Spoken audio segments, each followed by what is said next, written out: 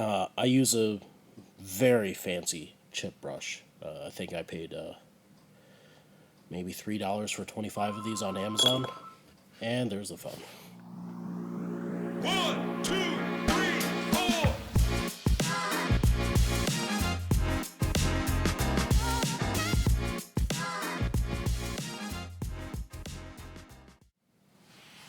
Alright, so let's make some hide glue. So, hide glue is the renderings of an animal, and yes, there are vegan options available, but not for hide glue, which is the most superior of all glues. This has been around since the dawn of civilization, because we're Americans, we used to attribute everything to the ancient Egyptians. Ancient Egyptians invented writing and, all sorts of other stuff. And they actually found stuff that the ancient Egyptians gave credit to the ancient Mesopotamians for creating this glue. As I mentioned in the Rob Skellen video, this has been in use since the dawn of civilization, which is a really good track record.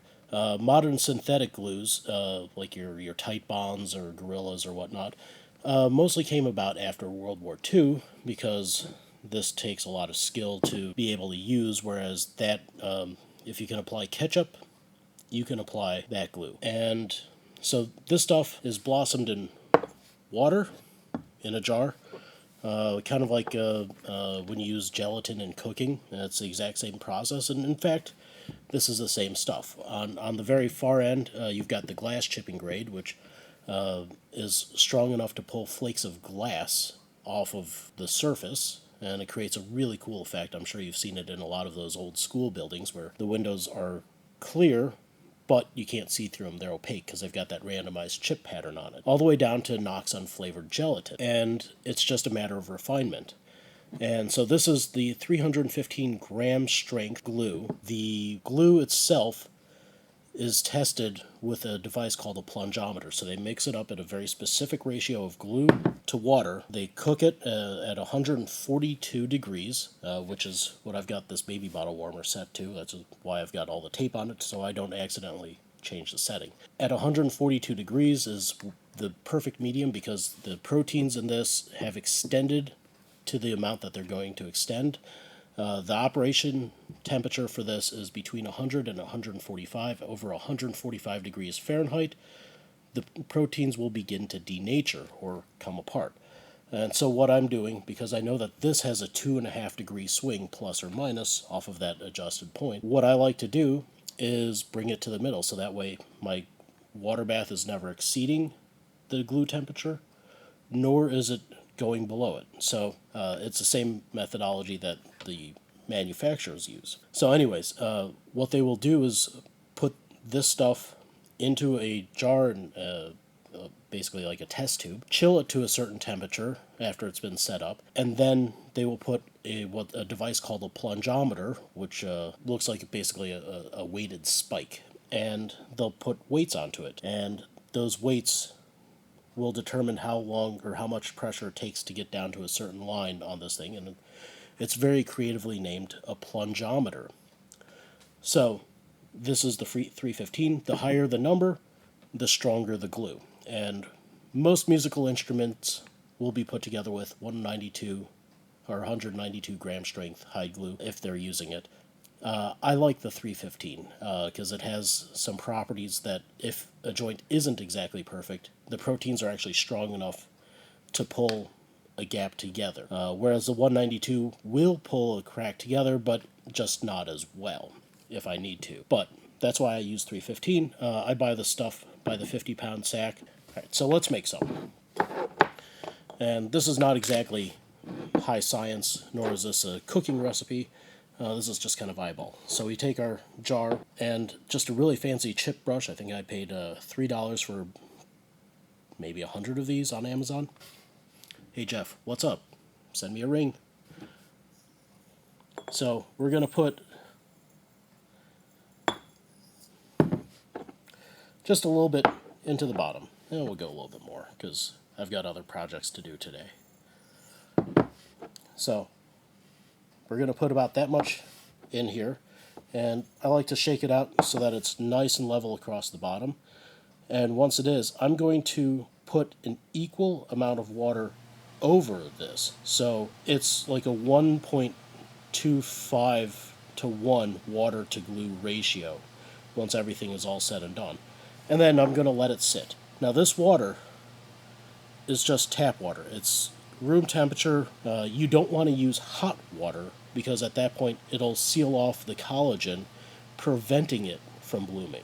So much like in cooking, they always say to add it to room temperature water and then bring it, add it to whatever you're doing. So that way it's pre-bloomed and it can, well, do what you need it to do.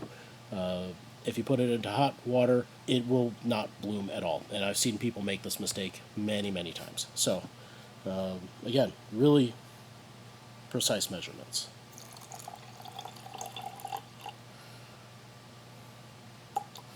Alright, so there's an equal amount with a little splash extra because the 1.25 to 1 ratio always feels a little bit thick to my taste, so I always pre-add a little bit of extra water.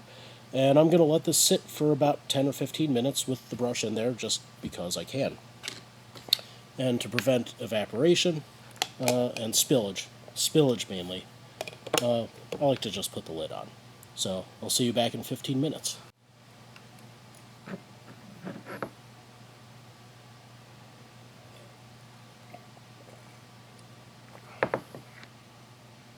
Alright, so it's been about 15 minutes. The glue has now settled up.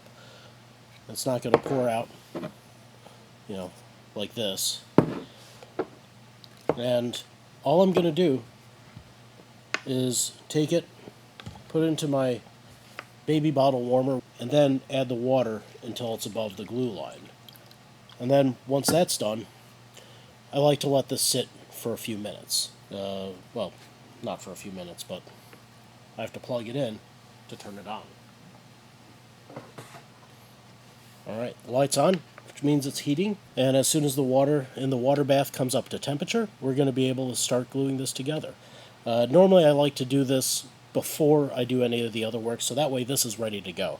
Again, this only takes a few minutes, but I'd like to explain what's going on and why I use this stuff over the stuff in the bottle. The stuff in a bottle is really good for something that's simple and waterproof and permanent that will never come undone. And I've seen a lot of great instruments that have been destroyed because the wrong glue was used. If a crack is glued improperly with the Titebond or white glue or wood glue or anything like that, it's always out of registration. If you mess up with this stuff, you can actually steam it apart and do it again. And we've seen a lot of instruments that have nasty, nasty cracks and have been glued together and filler has been put in, and there are ways. In fact, over my shoulder, I'm working on a lute where somebody took the top off of it and then glued it back together with the Titebond. The top was starting to peel off, and now it's becoming a much larger job for me to glue the loose braces on the inside and take the old glue off the Titebond, that top was originally put down with hot hide glue. Now I had to take off the top, most of it, and put it back down after, or I'm in the process of putting it back down, gluing it with the hide glue, so that way the next time the top has to come off, because that's the only way you can repair the inside of a lute, somebody is able to do it. And by the way, for that, I'm not using this 315, I'm using the 192 high clarity, just because it separates a lot easier. So the way that synthetic glue works is it relies on its viscosity and thickness to grab onto both sides of the piece of wood and key into the imperfections, which is why a lot of times you'll see people leaving it off of the sander and putting it together. The hide glue itself works as a protein bond where it absorbs into the wood, and then as the proteins pull together, it pulls everything together. Synthetic glue, when that breaks open, you've got a line of glue on this side which is keyed in to the side of the wood, and a line of glue keyed in here. It actually relies on a slight thickness of glue. And if you over clamp that stuff, it squeezes all the glue out of the joint. It's called glue starvation. And it'll hold for a little while, but after some time, it will come apart because there isn't enough glue. The time frame I typically see on that is 25 years. So you definitely don't want to do that. Hot hide glue, I don't adulterate it at all. There are some people who will say, oh, I put 3% urea into it. Yes, urea. Which you don't want to do, because urea will eventually render it waterproof, and it prevents it from turning back into this crystalline structure. When you add an adulterant like urea or ureic formaldehyde, you're completely changing the properties of this. Yes, it'll give you more open time, but also when the temperature gets warmer, it'll act like a synthetic glue, and it will what's called creep, so it'll expand in a joint. So I have seen a number of guitars where people say, oh, my top center seam is coming apart. It's like, no, it's not. There's glue there, and there's glue in the joint. Did you leave it in your car, or did it get overly hot? Oh, yeah, the air conditioning went out at my house, and it was 110 degrees inside of my third floor walk-up. Okay, well, that's why, because the glue has expanded and now it's pressing through the finish. The hot hide glue won't do that, and again, that's why I don't add anything else to it. When I did the Rob Skellen video, people were commenting on some of the forums about adding something like urea to it, because I mentioned that I get a 3-minute open time. Maybe 3 minutes is a bit long. I may have overstated that, but if you look at the video, gluing the fingerboard down only took about a minute. And if you aren't working that fast, well, work faster. Alright, so this is getting towards its liquid state. It's going to take a little bit more time, so I'll see you back there when we're ready to glue those plates together.